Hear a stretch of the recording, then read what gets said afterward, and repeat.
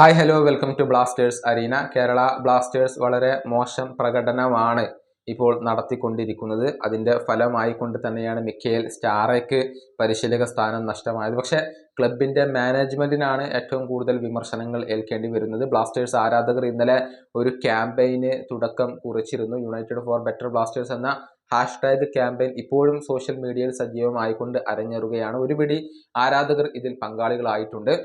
ഒരുപാട് ആവശ്യങ്ങളാണ് ഇപ്പോൾ കേരള ബ്ലാസ്റ്റേഴ്സിന്റെ ആരാധകർ ഇതുവഴി ഉന്നയിക്കുന്നത്. അത്തരത്തിലുള്ള ഒരു ലേഖനം നമുക്കൊന്ന് പരിശോധിക്കാം.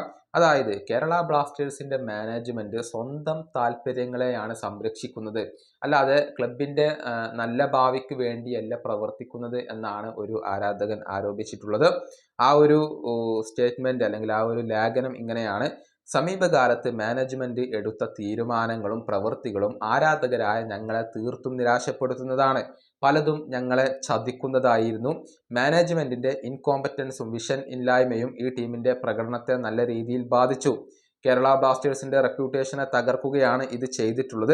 കൂടുതൽ മെച്ചപ്പെട്ടത് ഡിമാൻഡ് ചെയ്യാനുള്ള അവകാശം ആരാധകർ എന്ന നിലയിൽ ഞങ്ങൾക്കുണ്ട്. ഞങ്ങളുടെ പാഷനും ഡെഡിക്കേഷനും കമ്മിറ്റ്മെന്റും എക്സലൻസ് ആക്കി മാറ്റുന്ന ഒരു മാനേജ്മെന്റിനെയാണ് ഞങ്ങൾക്ക് വേണ്ടത്.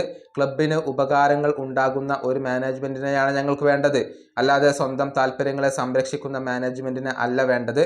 മാനേജ്മെന്റിന്റെ മാറ്റത്തിന് വേണ്ടി ഞങ്ങൾ ആവശ്യപ്പെടുന്നു. ഞങ്ങളുടെ പ്രിയപ്പെട്ട ഈ ക്ലബ്ബ് ഇങ്ങനെ ബുദ്ധിമുട്ടാൻ പാടില്ല. തീർച്ചയായും ഞങ്ങൾ ഞങ്ങളുടെ ശബ്ദമുയർത്തും. ക്ലബിന്റെ ഭാവിക്ക് വേണ്ടി പോരാടുക തന്നെ ചെയ്യും.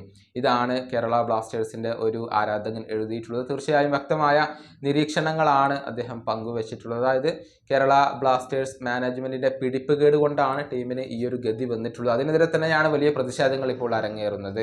ഈ വീഡിയോയുടെ അവസാനിപ്പിക്കുന്നു. അടുത്ത വീഡിയോയുമായി വീണ്ടും കാണാം.